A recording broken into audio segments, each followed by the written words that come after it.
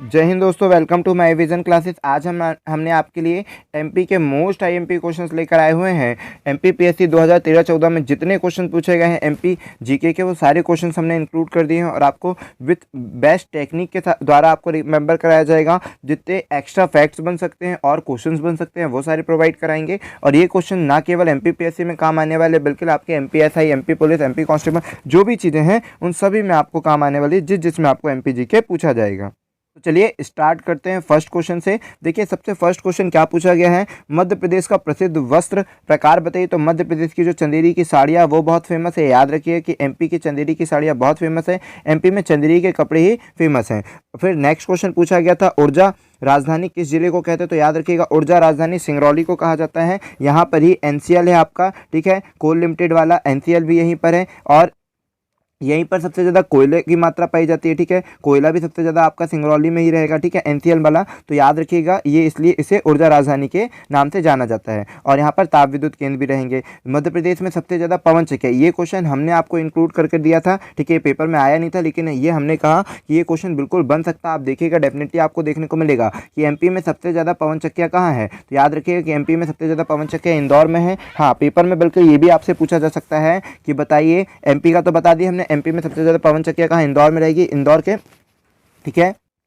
और इंदौर में क्या किया जाता है, पवन चक्कियों द्वारा सिंचाइयाँ की जाती है, ठीक है, सिंचाइयाँ किया जाएगा। फिर नेक्स्ट क्वेश्चन आपसे क्या पूछा गया था, मध्य प्रदेश की सबसे पुरानी यूनिवर्सिटी का नाम बताइए। तो याद रखिए 1945 में मध्य प्रदेश की सबसे पुरानी यूनिवर्सिटी, उसका नाम क्या है, कहाँ पर थी ये यूनिवर्सिटी, सागर में थी, ठीक है, कहाँ थी, सागर में। सबसे मध्य प्रदेश की सबसे पुरानी यूनिवर्सिटी सागर है। और इस यूनिवर्सिटी का नाम भी याद रखिए, मोस्ट इंपॉर्टेंट क्वेश्चन ये सारी चीज़ें कि कब इस्टेब्लिश थी, 1945 में इसकी स्थापना हुई थी। नाम क्या है, सागर में ये, और इसका नाम क्या है भाई, सागर में है। इसका नाम है डॉक्टर हरि सिंह गौर, ठीक है, याद रखिएगा डॉक्टर हरि सिंह गौर, ठीक है, हरि सिंह गौर, ठीक है, अच्छे से लिख लीजिएगा, हरि सिंह गौर। जो यूनिवर्सिटी का नाम था डॉक्टर हरि सिंह गौर यूनिवर्सिटी का नाम है, ठीक है, डॉक्टर हरि सिंह गौर यूनिवर्सिटी है। नेक्स्ट आपसे अगर ये पूछ लिया जाएगा कि एमपी का सबसे पहला इंजीनियरिंग कॉलेज, ठीक है, एमपी का सबसे पहला इंजीनियरिंग कॉलेज कौन सा है, तो याद रखिएगा जेईसी, ठीक है, जो अपना जबलपुर का इंजीनियरिंग कॉलेज है जेईसी, वो एमपी का सबसे पहला इंजीनियरिंग कॉलेज है। आपसे ये पूछ लिया जा सकता है कि जेईसी की स्थापना दिवस कब है। तो आप ये याद रखिए, सब जितने भी क्वेश्चन बोले मोस्ट इंपॉर्टेंट और विथ बेस्ट टेक्निक से हर चीज़ों को इस फ्लो से बताएंगे कि आपको तुरंत याद हो जाएगा। देखिए सबसे पहला कॉलेज था जेईसी। जेईसी की डेट देखिए आप किस तरह से याद रख पाएंगे। जेईसी की डेट थी 7/7/47, क्या याद रखना, 7/7/47। तो 47 मतलब 1947 ही ना होगा, जब पहली यूनिवर्सिटी 45 है तो 7/7/47। तो याद रखिएगा 7/7/47 मतलब 7 जुलाई 1947, ठीक है, याद रखेंगे 7/7/47 याद रखेंगे आप सभी। जेईसी में क्या रहेगा, इंजीनियरिंग कॉलेज रहेगा। फिर नेक्स्ट इंपॉर्टेंट क्वेश्चन जो आपसे पूछा गया था, बोला गया था खजुराहो का मंदिर खालिस्तान जिले में स्थित है। कुछ टाइपिंग में एरर है क्या, ओ सॉरी, खालिस्तान होगा वहाँ पर, ठीक है, खालिस्तान हो गया होगा, ठीक है। खजुराहो का मंदिर, काली नहीं होगा भाई, पीडीएफ में आपको होगा तो समझ जाइएगा, ठीक है। खजुराहो का मंदिर कौन से स्थान पर, खालिस्तान होना चाहिए यहाँ पर, ठीक है, टाइपिंग मिस्टेक हो गई होगी।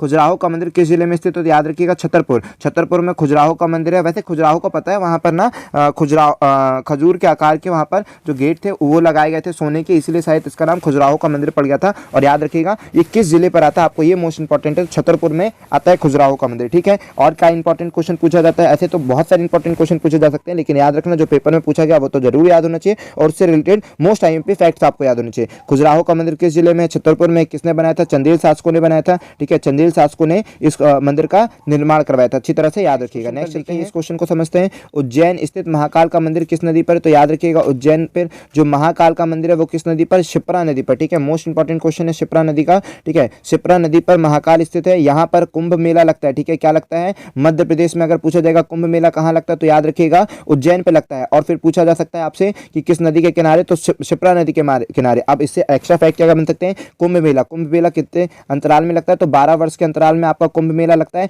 कहाँ कहाँ कुंभ मेला लगता है, तो याद रखिएगा कि आपके 4 जगह कुंभ मेला लगता है, ठीक है, कहाँ कहाँ लगता है, 4 जगह लगता है, 12 वर्ष के अंतराल में लगाया जाता है कुंभ मेला। अब वो 4 जगह कहाँ कहाँ है उसका नाम याद रख लीजिए, ठीक है। पहला तो आपका मध्य प्रदेश हो गया, एमपी में लगेगा, एमपी के उज्जैन में लगेगा, ठीक है, उज्जैन में लगेगा। फिर उसके बाद कहाँ लगेगा, उत्तर प्रदेश के कहाँ लग जाएगा, इलाहाबाद में लगेगा। इलाहाबाद के बाद कहाँ हो जाएगा, नासिक में लगेगा। नासिक के बाद कहाँ हो जाएगा, ये नासिक हो गया। उसके बाद एक और जगह हो जाएगा हरिद्वार, ठीक है। यहाँ पर आपके कुंभ लगाए जाते हैं, ठीक है। कुंभ मेला हरिद्वार में लगता है, नासिक में लगता है, इलाहाबाद में लगता है, उज्जैन में। तो 4 जगह आपको याद रखना है कि उज्जैन, इलाहाबाद, नासिक और हरिद्वार में लगता है। हर 12 साल के अंतराल में लगता है, ठीक है। हर 12 साल के अंतराल में लगता है और 4-4 साल में लगता है। मान लीजिए अगर उज्जैन में पहली बार लगा तो 4 साल बाद इलाहाबाद में लगेगा, उसके 4 साल बाद नासिक में लगेगा, उसके 4 साल बाद हरिद्वार में लगेगा। लेकिन फिर से उज्जैन में आते समय उसको 12 साल हो जाएंगे, ठीक है। समझ में आया कि कैसे 12 साल का इंटरवल होता है और कैसे 4 साल, 4 साल बाद कुंभ मेले लगते हैं। लेकिन मान लीजिए इस बार उज्जैन में लगा तो 4 साल बाद इलाहाबाद में, फिर 4 साल बाद नासिक में, फिर 4 साल बाद हरिद्वार में। आई होप कि आपको ये बात क्लियर हुई होगी। फिर से उज्जैन में आने में कितना टाइम लग जाता है, जैसे मान लीजिए उज्जैन, फिर इलाहाबाद, ठीक है। फिर क्या हो जाएगा, इलाहाबाद। इलाहाबाद का नया नाम हो गया प्रयागराज, तो आप इसे प्रयागराज ही पढ़ें, ठीक है, कि प्रयागराज में लगेगा। पहले हो गया उज्जैन में लगेगा और फिर प्रयागराज में लगेगा, ठीक है। प्रयागराज में लगेगा, उसके बाद हरिद्वार में लगेगा और नासिक में लगेगा। तो 4-4 साल बाद यहाँ लगेंगे, यहाँ 4 साल बाद, यहाँ 4 साल बाद, यहाँ 4 साल बाद, ठीक है। फिर नासिक से फिर से अगर उज्जैन में आना तो 12 साल बाद। इसलिए कहा जाता है कि कुंभ कितने वर्ष के बाद लगाया जाता है, तो 12 वर्ष बाद। लेकिन याद रखें 4-4 साल बाद अलग अलग लगता है। मध्य प्रदेश का सबसे ऊंचा जलप्रपात कौन सा है, तो याद रखिएगा चचई जलप्रपात, ठीक है। आपका चचई जलप्रपात मध्य प्रदेश का सबसे ऊंचा जलप्रपात है। कहां पर है, तो याद रखना रीवा में है। रीवा में किस नदी के ऊपर है पूछा जाता है, तो रीवा में किस नदी के ऊपर है, बीहड़ नदी के ऊपर है, ठीक है। बीहड़ नदी के ऊपर ये चचई जलप्रपात बना है, बीहड़ नदी के ऊपर, ठीक है। बीहड़ नदी के ऊपर चचई जलप्रपात है। नेक्स्ट क्वेश्चन पर चलते हैं। बहुत ही शॉर्ट टाइम पर हम आपको सारे क्वेश्चन प्रोवाइड करा दे रहे हैं ताकि आपका समय भी बचे और बहुत अच्छी तरह से और क्वालिटी वाले क्वेश्चन आप कवर कर पाएं। भीमबेटका की गुफाएं कहां पर स्थित है, भीमबेटका की गुफाएं देखिए, भीम बैठक हो रही है, ठीक है। भीम बैठक, तो बैठक कब होगी भाई, समझिए भीमबेटका की जो गुफाएं हैं, भीम बैठक हो रही है ना, भीम मतलब महा बैठक होगी। तो महा बैठक क्यों होगी, बैठक होगी राय लेने के लिए, क्या लेने के लिए, राय लेने के लिए, ठीक है। महा बैठक होगी, महा बैठक में बहुत सारी सेना आएगी राय लेने के लिए कि सबके सब, ठीक है। तो अब्दुल्लागंज पे रायसेन, ठीक है, अब्दुल्लागंज रायसेन का एक छोटा सा वो रहेगा, मतलब फेमस प्लेस है। हालांकि जब भी आप जाते होंगे, भोपाल में जाते होंगे तो रायसेन रोड में अब्दुल्लागंज भी पड़ता होगा। तो यहाँ पे देखिए रायसेन, आपको याद रखना है भीमबेटका कब होगी, भीम बैठक कब होगी, बहुत बड़ी बैठक होगी, कब बैठेगी, राय लेने के लिए, ठीक है। तो रायसेन में, ठीक है, कहाँ होगा, भीमबेटका की गुफाएं होंगी रायसेन में, याद रखिएगा भीमबेटका की गुफाएं रायसेन होगा, भीमबेटक राय लेने के लिए होगी अब्दुल्लागंज। देखिए क्वेश्चन क्या कह रहा है, महारानी लक्ष्मीबाई की समाधि कहाँ स्थित है, तो याद रखिए महारानी लक्ष्मीबाई की समाधि स्थल ग्वालियर में। ये तो आपको अच्छी तरह 1 लाइन फैक्ट पर याद रखना है, ठीक है। इसके बाद बनने वाला क्वेश्चन और देखिए कि पूछा जाता है लक्ष्मीबाई की समाधि तो पूछ ले ग्वालियर, इसकी बात पूछता है कि अंगरक्षिका का नाम, ठीक है। महारानी लक्ष्मीबाई की अंगरक्षिका का नाम आपसे पूछा जाता है, तो इनकी अंगरक्षिका का नाम याद रखिएगा झलकारी बाई, ठीक है, झलकारी बाई, झलकारी बाई। तो अच्छी तरह से याद रखें कि महारानी लक्ष्मीबाई की अंगरक्षिका का नाम झलकारी बाई था। और इंपॉर्टेंट क्वेश्चन क्या बनता है, पूछता है रानी दुर्गावती की अंगरक्षिका का नाम बताइएगा, ठीक है, कि रानी दुर्गावती की अंगरक्षिका का नाम बताइएगा। रानी दुर्गावती विश्वविद्यालय कहाँ पर है ये बताइएगा। हालांकि आप जानते हैं कि आरडीवीवी कहाँ पर है, आप जानते हैं ना, रानी दुर्गावती विश्वविद्यालय आरडीवीवी जबलपुर में है, ठीक है। और इनकी अंगरक्षिका का नाम बताइएगा, शायद आ से नाम आता है, वो आप खुद ही ढूंढकर बताइएगा, हम आपको क्यों बताएं। कुछ मेहनत आप भी करें, ये इसलिए कर रहे हैं ताकि आपका एक जुनून पैदा हो और आप में भी लगन हो कि हाँ भाई कुछ क्वेश्चन जो इंपॉर्टेंट है वो आप भी मेहनत करते हैं कि नहीं करते हैं, ठीक है। चलिए देखिए इनमें से कौन सी मध्य प्रदेश में बोली नहीं जाती है, तो भोजपुरी याद रखें कि यूपी में बोली जाती है, यूपी बिहार में बोली जाती है, मध्य प्रदेश में नहीं बोली जाती है। और यूपी में ज़्यादातर भोजपुरी बोली जाती है, जबकि बिहार में संथाली बोली जाती है।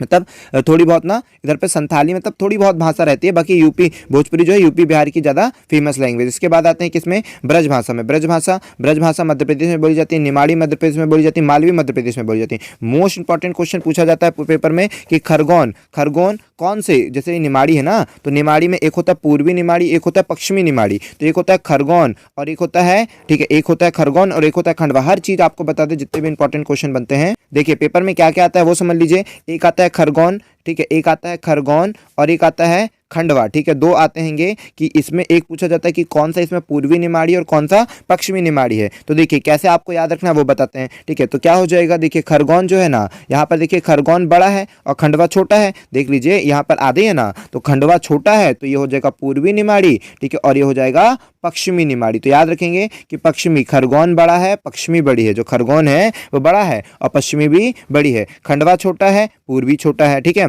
खंडवा देखिए ना, ये बड़े वर्ड हैं और ये क्या है, छोटा है। इसको जब लिखोगे आप तो ये छोटे वर्ड में होगा 1 2 3 और ये आधा हैगा, जबकि देखो पूरे 4 हैं। तो खरगोन बड़ा है, पश्चिमी बड़ा है, तो खरगोन पश्चिमी निमाड़ी कहा जाता है और खंडवा को पूर्वी निमाड़ कहा जाता है। तो पेपर में आता है कि खरगोन को कौन सा निमाड़ कहते हैं, खंडवा को कौन सा कहते हैं। तो याद रखिएगा खरगोन पश्चिमी बड़ा है और खंडवा छोटा है, पूर्वी निमाड़ी। क्वेश्चन आपसे बन जाना चाहिए। चलिए अब देखिए देवास प्रसिद्ध है, तो देवास किसके लिए प्रसिद्ध है? यहाँ पर करेंसी नोट मिल है, ठीक है। यहाँ पर कौन सा है? करेंसी जो होती है, नोटों की छपाइयाँ यहाँ पर होती है, करेंसी नोट की छपाई यहाँ पर होती है। कैसे याद रखना? देखिए देव का बात अपन बोलते हैं ना, लक्ष्मी कहाँ करती है? लक्ष्मी। लक्ष्मी धन की रानी कौन है? लक्ष्मी। लक्ष्मी को कहा जाता है ना कि देवास, तो देवास जहाँ पर देव होगा, जहाँ पर देवों का वास होगा, वहाँ पर सब होगा, लक्ष्मी की कृपा होगी, बुद्धि की कृपा होगी। तो याद रखिएगा कि देवास में क्या होगा? देवास में देव का वास होगा, तो यहाँ पर ही लक्ष्मी होगी, ठीक है। लक्ष्मी देव का वास होगा। सब देखिए इंपॉर्टेंट क्वेश्चन, सारे फैक्ट याद करवा दे। देवास देवास है तो देव का वास है, देव का वास कहाँ? लक्ष्मी होगी।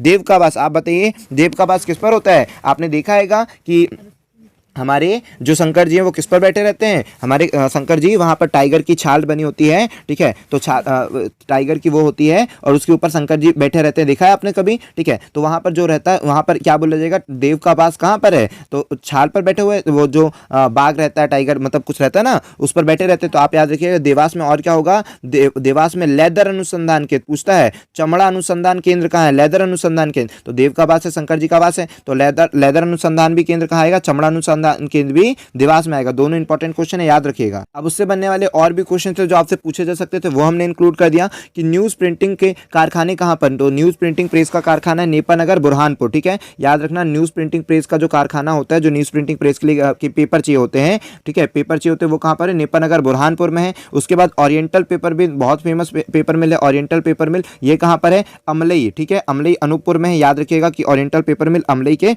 अनूपपुर के अमलई में है, ठीक है। उसके बाद नेक्स्ट इंपॉर्टेंट क्वेश्चन क्या है वो देख लीजिए, सिक्योरिटी पेपर मिल। आखिर सिक्योरिटी पेपर मिल क्या? जो आप स्टाम्प पेपर नहीं होता, सिक्योरिटी पेपर मिल, तो वो पेपर मिल कहाँ पर होगा? सिक्योरिटी के जो पेपर मिल होते हैं वो होशंगाबाद में, ठीक है। तो आपको बता दिया कि अगर पूछा जाएगा ओरिएंटल कहाँ पे, तो अमलई में। सिक्योरिटी पेपर मिल कहाँ? तो होशंगाबाद में। न्यूज़ प्रिंटिंग प्रेस के कारखाने कहाँ? तो नेपानगर बुरहानपुर। जबकि करेंसी कहाँ पर छपाई होती है? तो देवास में। लेदर अनुसंधान केंद्र देवास में। हर चीज़ें आपको मोस्ट इंपॉर्टेंट बताती जा रही है, आप अच्छी तरह से याद रखिएगा, ठीक है। मध्य प्रदेश में विधानसभा सीटें कितनी? तो मध्य प्रदेश में 230 विधानसभा सीटें हैं, अच्छी तरह से याद रखिएगा। अगर आपसे पूछ लेगा लोकसभा, तो लोकसभा सीटें कितनी है वो याद रख के बताइएगा। और राज्यसभा, दोनों हम सीटें आपको बता दें कि लोकसभा और राज्यसभा कितनी सीटें, आप खुद ही ढूंढिएगा कि राज्यसभा की सीट कितनी और लोकसभा की। मोस्ट इंपॉर्टेंट क्वेश्चन, ये सब सीटें तो आपको याद होनी चाहिए कि विधानसभा की तो हमने बता दी 230 है, लोकसभा की आप बताइएगा, राज्यसभा की आप बताइएगा, ठीक है। चलिए हम ही बता देते हैं आपको, वरना फिर ढूंढने में फिर परेशानी जाएगी। इतने सारे क्वेश्चन एक ही दिन में दे देंगे तो हो जाएगा। तो याद रखिएगा कि लोकसभा की सीट कितनी है? 29, ठीक है। विधानसभा की सीट है 230 हो गया, लोकसभा की सीट 29 और राज्यसभा की सीट कितनी है? 11। तो राज्यसभा की सीट भी याद रखें कि एमपी में राज्यसभा की सीट है 11, लोकसभा की सीट है 29 और विधानसभा की सीट है 230 है। बहुत इंपॉर्टेंट क्वेश्चन है, सारे पेपर में पूछे जाते हैं और पूछे जा सकते हैं, बिल्कुल संभावनाएं बनती है, तो अच्छी तरह से याद रखिएगा। फिर देखिए इंदौर में आकाशवाणी केंद्र कहाँ पर स्थापित हुआ? तो इंदौर का जो आकाशवाणी केंद्र वो कहाँ पर है? 22 मई 1955 में, ठीक है। 22 मई 1955 में आकाशवाणी केंद्र स्थापित किया गया है। ये सारी डेट आपको अच्छी तरह से याद होनी चाहिए कि 22 मई 1995। कोई भी चीज़ आपको भूलना नहीं, जितनी भी चीज़ें प्रीवियस आई है वो तो अच्छी तरह से मगअप होना चाहिए, उसके बाद आपको एक्स्ट्रा फैक्ट याद होने चाहिए। चलिए जय हिंद दोस्तों, अगर वीडियो आपको पसंद आई तो आप वीडियो को जरूर लाइक करें, अगर चैनल में नए हैं तो जरूर सब्सक्राइब करिए, क्योंकि हम आपको एमपी पुलिस में रिलेटेड बहुत सारे आईएमपी क्वेश्चंस आपको करवाए जाएंगे और उसके बाद एमपी जीके की भी शॉर्ट ट्रिक आपको बताई जाएगी, किस तरह से जीको को याद किया जाएगा। प्रीवियस हमने आपको बहुत सारे एमपी जीके के ट्रिक्स बनाए हुए हैं और साइंस के क्वेश्चंस हो गए और आविष्कारक के क्वेश्चंस हो गए, और भी ऐसे बहुत सारे टॉपिक है जिनको हमने शॉर्ट ट्रिक से कवर करवाया हुआ है। मैथ्स की कुछ वीडियो बनाई है, वो सारी वीडियो आपके लिए मोस्ट इंपॉर्टेंट है, वो सभी चीज़ अच्छी तरह से देखें, फॉर्मूला हमने सभी तो आपको अच्छी तरह से याद होनी चाहिए। चलिए मिलते हैं नेक्स्ट वीडियो पे।